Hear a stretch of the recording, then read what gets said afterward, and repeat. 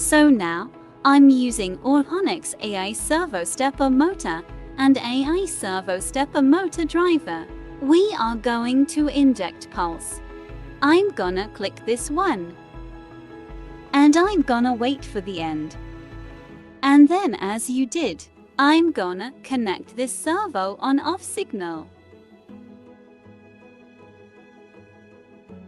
And as you said, the LED is working a little bit slow.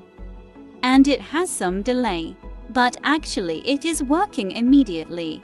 It can move by hand when servo on off is high. Then, if this servo on LED is off, it is not working when you click this one. Yeah, this is not working. There is a no more status because the servo on is off. The torque is released, it will not work. Now I am going to give low to servo on off signal. The servo is back to on status. So the servo is on. Now all the status are healthy as you set.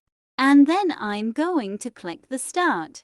As you can see here, it is working well, just like the manual. And what you did in this page was click the run button. With speed modes execute, so I'm gonna click run. And I'm gonna click stop. See, so it is working well again one more times. And I'm gonna click EMS button. It is also working well.